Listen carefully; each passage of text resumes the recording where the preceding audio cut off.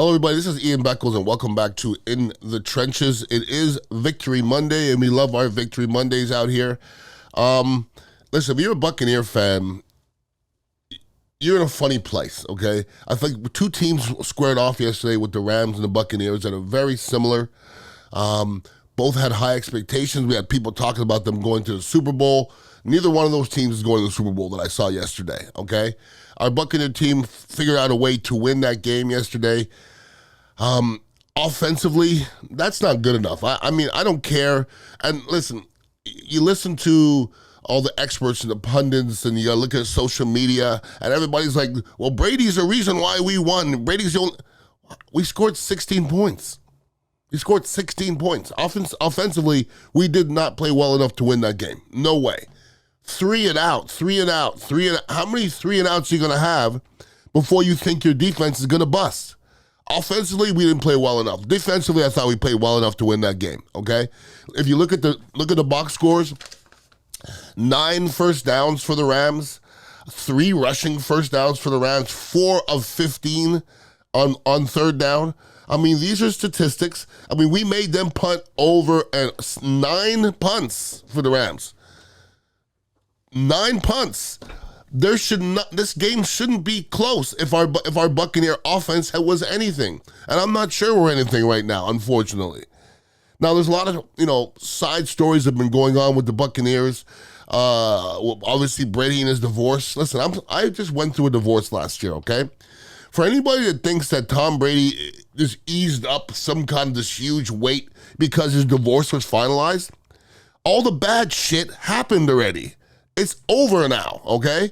So if you worried about what was bothering him, it was bothering him in the past. A year ago, I guarantee this was bothering him, and we didn't know about it. Now his wife is gone, okay? That's old news. And this is not, if Tom Brady's not playing well, it's not because of divorce.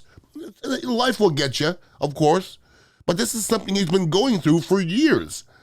If you just finalized your divorce, that means you've been going through a bunch of shit for years, okay? So that's not an excuse. Tom Brady, I didn't think he played poorly yesterday. The week before, I didn't think he played very well. So offensively, we're just not in sync. Fournette to Fournette project, I'm not sure where it's going. Rachaad White, I'd like to see him on the field more, but obviously there's some things he can't do or else he'd be on the field. Julio Jones, we finally get a chance to see Julio Jones. He's running the wrong routes. He's not going across, the formation in motion to mess up plays. It doesn't look right, people. And we won the game yesterday, and the Buccaneers are in first place. And a lot of people are like, what are you bitching and moaning about? Well, we just came off of a Super Bowl win and pretty darn close to another one, or getting to one. You think you're going to be happy if the Bucs end up at the end of the year at 8-9? That's not going to do anything to go on the road the whole time and think you're going to make that work. It's not going to happen.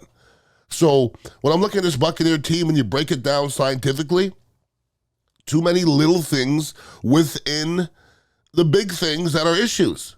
The Devin White thing that happened last week, in ways it was underblown and in ways it was overblown, okay? That play was bad. I mean, I sat and talked to Warren Sapp about it. Warren talked about ripping off his C and this and that. I don't know if it's that crucial, but those plays were not normal get your ass kicked plays.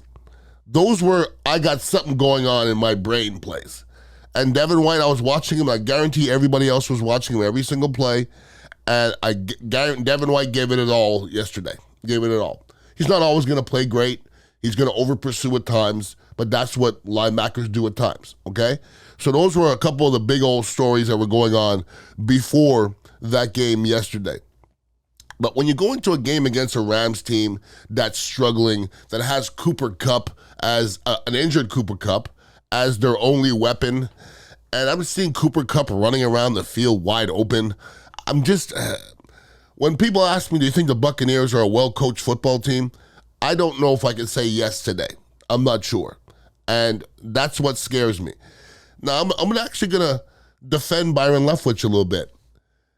Everybody wants to crucify Byron Leftwich. Fire Byron Leftwich. If you fire Byron Leftwich, you still have the same playbook. It's just somebody else calling plays. Now, people will say, well, Byron Leftwich was good at calling plays 2 years ago and last year, but not this year. You see how stupid that sounds?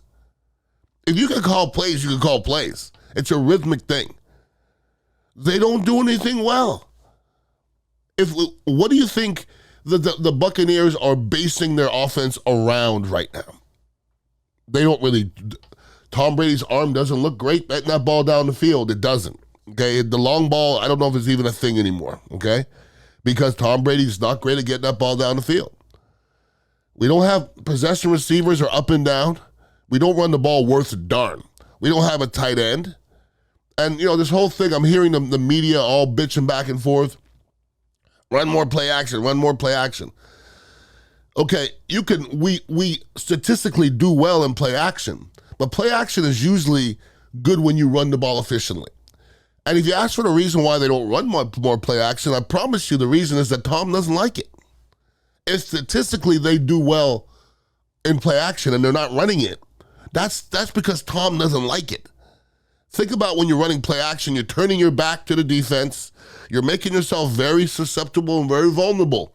45 years old.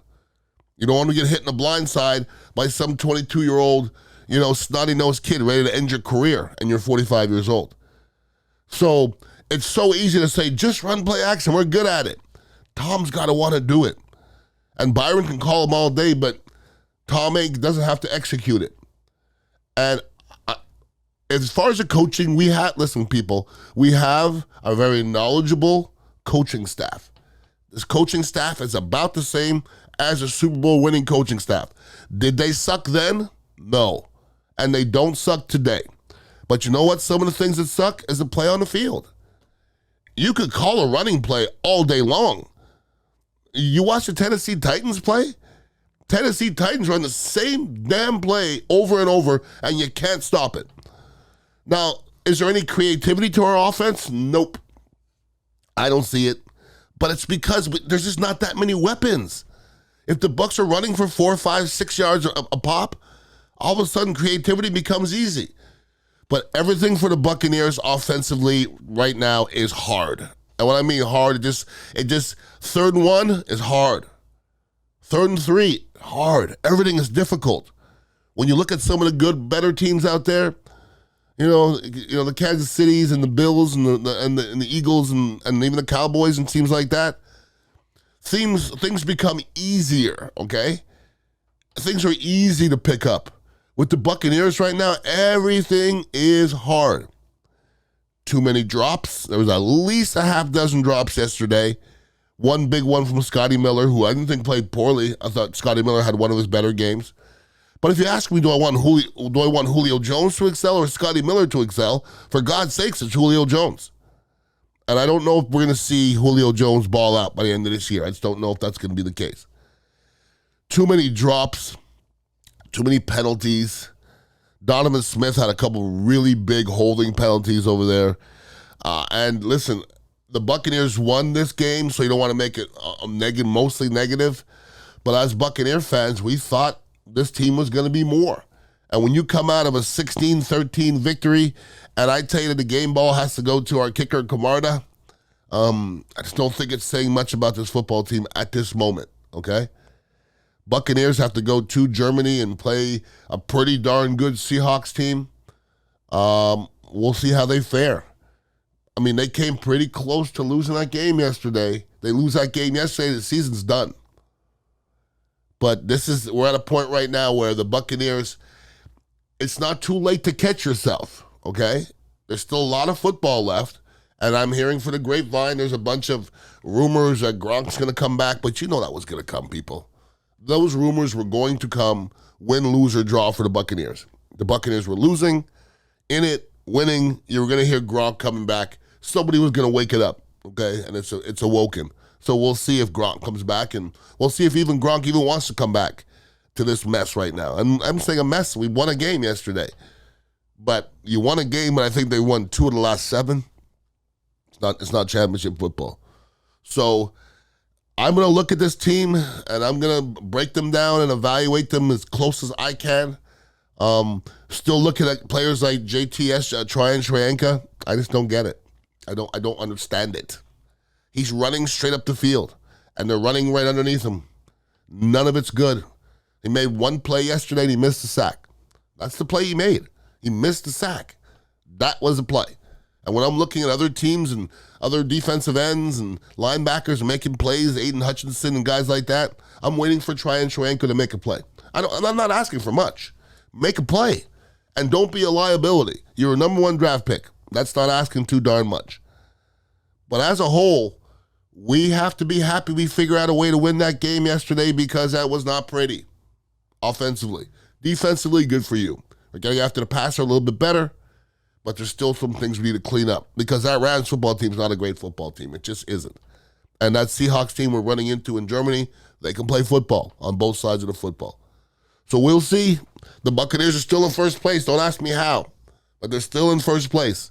And you may mess around and you could be 500. You might be able to be below 500 the rest of the season and end up in first place. But what's that going to give you? Probably a really quick out, but you never know. Anybody wants to hit me up, it's Ian Beckles at radioinfluence.com. And please make sure you're listening to my other podcast. I'm a Plant Power podcast as well. And I'm not on the radio anymore, so this is the way you're going to hear my voice. So you want to subscribe and do the whole 9 yards. So I appreciate you guys and gals listening every single week. And I appreciate you. Have a wonderful week. Go Bucs. Peace out.